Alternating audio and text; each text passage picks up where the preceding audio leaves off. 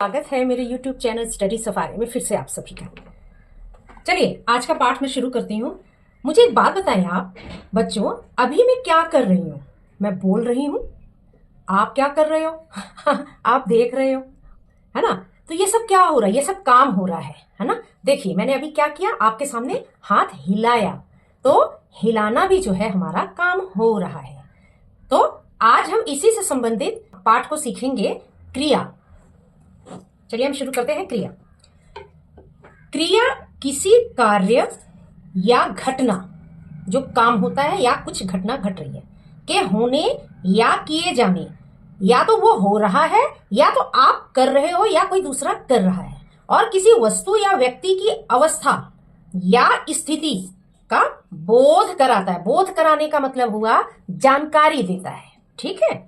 विशेष, इसमें विशेष क्या है? क्रिया में विशेष क्या होता है? क्रिया का मतलब होता क्या है? काम का होना, चलना, उठना, बैठना, खाना, सुनना, टहलना, पढ़ना, खेलना इत्यादि। ये सब क्या है? ये काम हो रहा है, और काम के होने को ही क्रिया कहा जाता है। विशेष क्या है? क्रिया विकारी शब्द है। विकारी का मतलब क्या होता है? चेंजेबल, जो चेंज हो जाता है। विकारी का मतलब हुआ जो चेंज हो जाए। कहाँ चेंज होगा? अर्थात लिंग का मतलब स्त्रीलिंग, पुल्लिंग। वचन का मतलब एक, अनेक। कारक आदि के कारण इसका रूप बदल जाता है।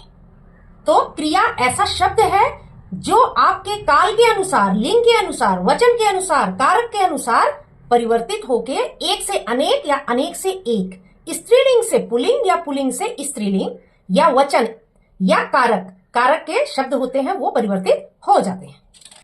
क्रिया को देखकर कर्ता कौन होता है? जो काम करने वाला है, यानी कि जिसको आप इंग्लिश में सब्जेक्ट भी बोलते हैं, या नाउन या प्रोनाउन, जो नाम है ना? जो काम कर रहा है, जो कार्य कर रहा है, उसको कर्ता बोला जाता है। कर्म आदि के, वह क्या कर्म कर रहा है? कर्म का मतलब कर्ता कर्म क्या कर रहा है, यानी कि क्या काम कर रहा है, के लिंग वचन का हमें पता आराम से चल जाता है। कैसे? मोहन खेल रहा है, इसको देखते ही आप बता देते हैं कि यहाँ पे एक वचन है, एक लड़का ही है मोहन, और ये क्या है? पुरुष। ये क्या है? पुरुष लिंग है ना? मोहन लड़का है तो ये पुरुष लिंग है, और एक है खेल रहा है। अगर यहां रहे हैं हो जाता, मैं लिख देती हूं रहे हैं, और यहां मोहन की जगह बच्चे लिख दूं, तो ये क्या हुआ? देखिए अभी मैंने बताया कि लिंग भी बदलेगा, मोहन से बच्चे बन गया, वचन भी बदल रहा है, और रहे हैं, इससे हमें क्या पता चल गया कि एक से अनेक हो गए। ठीक। हमने लीचियां खाई, हमने, देखिए लिंग बहुत सारे हैं, वचन और खाई, हमने लीचियां खाई। आप यहां बड़े आसानी से पता लगा लेते हैं कि यहां पे लिंग भी चेंज है, वचन भी चेंज है। ठीक है। और इसमें क्या है? लीचियां किसको हमें दर्शाता है? स्त्रीलिंग, और ये बहुवचन में है। ठीक। लीची अगर होती तो एक वचन में होता, लेकिन यहां लीचियां हैं, तो हमें आसानी से पता चल जाता है। इन वाक्यों को देखकर हम पता लगा लेते हैं कि इसके लिंग, वचन और कारक कैसे हैं। कर्म के आधार पर क्रिया के दो भेद होते हैं। जो कर्म होता है उसके भी दो भेद होते हैं। एक होता है सकर्मक क्रिया और एक होता है अकर्मक क्रिया। ठीक। हम सबसे पहले जान लेते हैं कि सकर्मक क्रिया क्या है। जिन वाक्यों में क्रिया के कार्य का फल कर्म पर पड़ता है वो सकर्मक क्रिया है। जैसे अध्यापक बच्चों को पढ़ा रहे हैं, तो आप हमेशा अपने मन में प्रश्न लाइए, किसको पढ़ा रहे हैं? अगर इसका जवाब आपको पता चल जाता है, अब मैंने जैसे ही कहा आपके सामने किसको पढ़ा रहे हैं, तो आप कहते हो बच्चों को, तो क्या हो गया? ये सकर्मक हो गया। पढ़ाना किसको? बच्चों को। तो हमें यहां ये जो है इसको हम ऑब्जेक्ट भी कहते हैं। ये एक ऑब्जेक्ट का आ जाना, एक संज्ञा का आ जाना, इसमें वो फल है। ठीक है ना? चित्रकार चित्र बना रहा है, ठीक, अब मैंने बोला चित्रकार। अब मैं एक सेकंड के लिए अगर मैं चित्र को छुपा देती हूं तो आप चित्रकार बना रहा है, क्या बना रहा है हमें पता ही नहीं क्या बना रहा है। वो ऑब्जेक्ट गायब हो गया, वो संज्ञा गायब हो गया।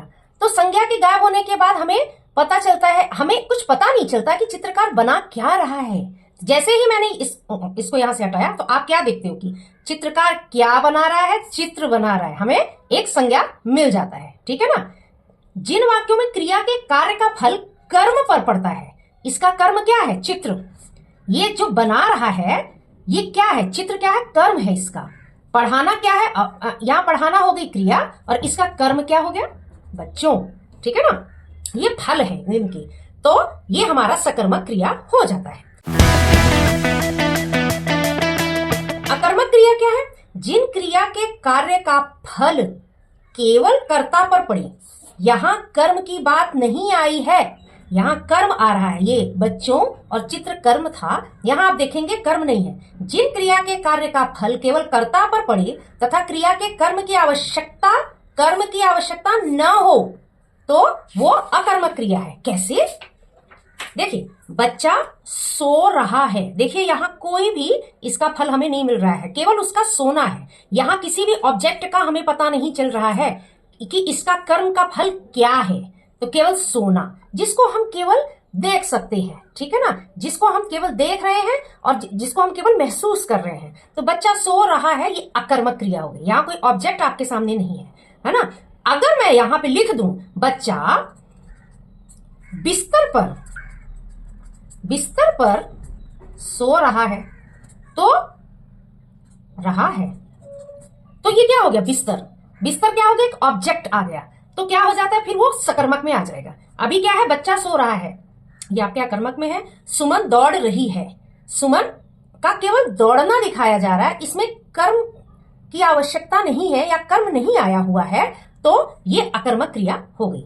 और इसके अलावा बच्चों उदाहरण है, मैं खाती हूं, मैं पीती हूं, आप चलते हो, वह भागता है, हंसता है, खेलता है, मीरा नाच रही है, मोहन खेल रहा है। ये सारे क्या है, ये अकर्मक क्रिया ही है। ठीक है ना। अब मैंने बोला मोहन उड़ाता है, मोहन क्या उड़ाता है ये तो पता ही नहीं, तो ये अकर्मक है। अब जैसे ही मैंने बोला मोहन पतंग उड़ाता है, तो इसमें एक ऑब्जेक्ट आ गया पतंग, वो उसका कर्म का फल पतंग आ गया, तो वो सकर्मक हो गया। अब जब मैंने बोला मोहन उड़ा रहा है तो अकर्मक। क्लियर हो गया।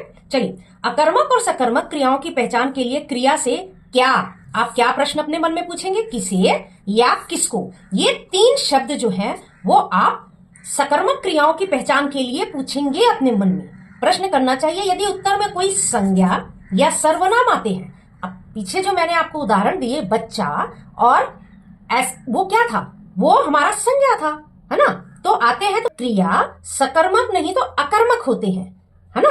अगर संज्ञा या सर्वनाम आ गए, क्या पूछने पे, किसे पूछने पे, किसको पूछने पे, अगर आपको उसका उत्तर मिल गया उस वाक्य को देखने पे, तो वो सकर्मक क्रिया होगी।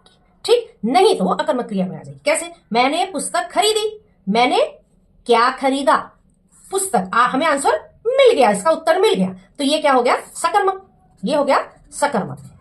ठीक, बच्चा रो रहा है, बच्चा क्या कर रहा है, रो रहा है, तो रोना क्या है, ये तो कोई ऑब्जेक्ट है नहीं, इसको हम केवल फील करते हैं, केवल देखते हैं, हम इसको पकड़ नहीं सकते, तो ये हो गया अकर्मक, इसमें कोई ऑब्जेक्ट नहीं है।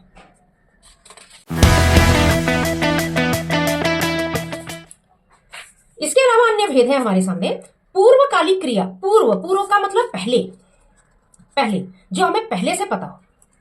मुख्य क्रिया से पहले आने वाली क्रिया, हमारे हर वाक्य में एक मुख्य क्रिया होती है, उस क्रिया से भी पहले एक जो क्रिया आती है, पहले, देखिए पूर्व का मतलब हुआ पहले, तो वो पूर्वकालिक क्रिया होती है। कैसे, बच्चा दूध पीकर सो गया, सबसे पहले आप पता लगाएं कि इसमें मुख्य क्रिया हो क्या रही है, सो गया। ठीक, सो गया हमारा मुख्य क्रिया। उससे पहले देखिए क्या आया, पी कर सो गया, तो ये हमारा पूर्वकालिक क्रिया हो गई, ये पी कर सो गया, ये हमारी मुख्य क्रिया हो गई। ठीक, वह पत्र लिखकर चला गया, अब चला गया हमारा मुख्य क्रिया है, और इससे पहले लिखकर, इसकी एक पहचान और है, इसमें कर कर करके आता है, पी कर, सो कर, खा कर, जाग कर, है ना, दौड़ कर, ऐसे ऐसे शब्द जो है जिसमें कर लगा के हम करते हैं, तो वो हमारे पूर्वकालिक क्रिया में आते हैं। प्रेरणार्थक प्रेरणा का मतलब क्या होता है? जब आप किसी से कुछ काम बोलते हो और वो आपकी बात सुन के वो काम करता है, तो आपकी प्रेरणा से उसने वह काम किया। ठीक, कर्ता स्वयं कार्य न करके किसी अन्य को उसे करने की प्रेरणा देता है। मतलब आप अपना कार्य नहीं करोगी, आप किसी से कहोगे कि मेरा यह काम कर दो, तो वो करेगा, तो वो प्रेरणार्थक क्रिया में आएगा। देखिए कैसे, माता जी ने नौकर से कपड़े धुलवाए। माता जी ने किससे कपड़े धुलवाए? नौकर से धुलवाए। पिताजी ने माली से पौधे लगवाए। क्लियर हो गया? यहां देखिए, पिताजी अपने आप कार्य नहीं कर रहे हैं, माता जी अपने आप कार्य अपना नहीं कर रही है, वो नौकर से कपड़े धुलवा रही हैं। धुलवाए, लगवाए, ऐसे शब्द ये इसमें आते हैं, जिससे हमें आसानी से पता चलता है कि प्रेरणार्थक क्रिया है। अपूर्ण क्रिया, अपूर्ण का मतलब जो क्रिया पूरा ही नहीं है। ठीक, क्रियाएं जिनसे अपने आप किसी कार्य का करने या होने का बोध नहीं होता, आपको पता ही नहीं चलता कि वो काम हो रहा है कि नहीं हुआ। इनके अर्थ को पूरा करने के लिए किसी पूरक की आवश्यकता होती है। पूरक का मतलब क्या हुआ भाई? जैसे वह स्वस्थ है, ये जो है शब्द आया है ना, ये अपूर्ण क्रिया, इसको पूरा करने के लिए है लगा दिया गया, तो आपका यह वाक्य पूर्ण हो गया। तो ये है जो है वो अपूर्ण क्रिया में आता है। राणा प्रताप वीर थे, ये जो है अपूर्ण क्रिया में। अब आप इसको 1 मिनट के लिए, 1 सेकंड के लिए अगर आप इसको हटा देते हैं तो वह स्वस्थ, आगे अगर आप नहीं बोलेंगे तो वह वाक्य आपका पूर्ण नहीं हो रहा है, इसके लिए आपने है लगा दिया, तो वो अपूर्ण क्रिया हो गई। राणा प्रताप वीर, आप रुक जाइए, अब देखिए अभी भी ये कंप्लीट नहीं हुआ है आपका वाक्य, तो आप क्या करेंगे? थे, तो थे लगाने से यहां है लगा दिया, थे अपूर्ण क्रिया में आ जाता है। ठीक, संयुक्त क्रिया, संयुक्त का मतलब एक, जहां 2 या 2 से अधिक क्रियाओं का साथ साथ प्रयोग हो, वह संयुक्त क्रिया है। एक क्रिया नहीं आएगी वहां पे, 2 क्रिया आएगी। ठीक है ना? एक बात और है बच्चों, अभी मैंने पीछे बताया आपको कि पूर्वकालिक क्रिया में एक जो है मुख्य क्रिया होती है और एक मुख्य क्रिया से पहले क्रिया लगती है, तो वहां पे मुख्य क्रिया और पूर्वकालिक क्रिया थी। लेकिन यहां पे आप ध्यान दें, यहां पे संयुक्त क्रिया में दोनों क्रिया नॉर्मली है ना? जैसे वह भोजन कर चुका था। ठीक, यहां करना भी है और चुकना भी है। ठीक है ना? तो ये 2 क्रियाएं साथ साथ चलती हैं, वो संयुक्त क्रिया, मतलब 2 या 2 से अधिक क्रियाओं का जहां प्रयोग हो वो संयुक्त क्रिया कहलाता है। रेखा, चलिए हम एक वर्कशीट कर लेते हैं। रेखांकित क्रियापदों के प्रकार बताइए। आज बहुत गर्मी है, अंडरलाइन देखिए कहां पे हुआ है पे, तो ये क्या हो गया हमारा? ये क्या हो गया हमारा? ये हो गया हमारा अपूर्ण क्रिया। ठीक है, देखिए आज बहुत गर्मी, अगर आप रुक जाते हो तो अभी पूरा नहीं हुआ है, इसमें कोई क्रिया भी नहीं है। ठीक है ना? कोई मुख्य क्रिया है ना कोई दूसरी क्रिया है, तो ये है, तो ये अपूर्ण क्रिया। ठीक, बच्चा दूध पी कर सो गया, देखिए कर जिसमें आता है वो क्या होता है? ये हो गया हमारा पूर्वकालिक क्रिया। ठीक है, पूर्व, सो गया मुख्य क्रिया है, उससे पहले देखिए एक पूर्वकालिक क्रिया लग गई। ठीक, दादी जी ने कविता से पत्र लिखवाया। अब दादी ने तो अपना काम खुद किया नहीं, अपनी कविता से पत्र लिखवाया, तो ये क्या हो गया? प्रेरणार्थक, प्रेरणार्थक। ठीक, उसने पत्र पढ़ लिया था, पढ़ लिया था, इसमें 2 आए हैं। ठीक है ना? तो 2 आने का क्या होता है? संयुक्त, संयुक्त क्रिया है। ठीक, हनुमान जी बहुत वीर हैं। अब आप हनुमान जी बहुत वीर, रुक जाइए, उसके आगे आपको पता ही नहीं चल रहा है, तो इसको पूरा क्या कर रहा है? तो ये क्या हो गया हमारा? अपूर्ण क्रिया।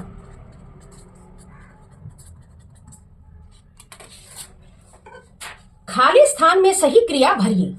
आप अपने मर्जी से अपनी क्रिया भर सकते हो, इस पे कोई भी बंदिश नहीं होती है। ठीक है ना? रीना किताब पढ़ती है या पढ़ रही है, आप ऐसे भी लिख सकते हो, पढ़ रही है। सोहन रोज स्कूल जाता है, इजी है। बच्चा मैदान में खेल रहा है। ठीक, श्याम पत्र लिखता है या लिख रहा है, आप दोनों भर सकते हो। बिल्ली दिन में क्या करती है? सोती है। पिताजी ने माली से पौधे, अब देखिए पिताजी अपने आप काम नहीं कर रहे हैं, लगवाए। वह किताब डैश चला गया, ले कर, देखिए ले कर जिसमें आता है वो क्या हो गया? पूर्वकालिक। ये मेन हो गया, इससे पहले लेकर चला गया तो पूर्वकालिक।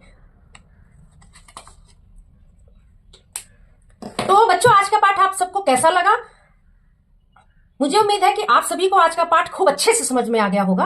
अपने घर में आप सभी लोग इसकी खूब प्रैक्टिस करते रहें, अपनी अभ्यास पुस्तिका में, अपने इंग्लिश के ग्रामर की बुक में जो भी इससे संबंधित जो भी पाठ आपने सीखे हैं वो आप खुद भरिए, कोई प्रॉब्लम नहीं आने वाली है। इसके अतिरिक्त अगर आपको मुझे कोई सुझाव देना है तो आप मेरे सब्सक्रिप्शन बॉक्स पे जाके मुझे सुझाव दे सकते हैं। Till then bye.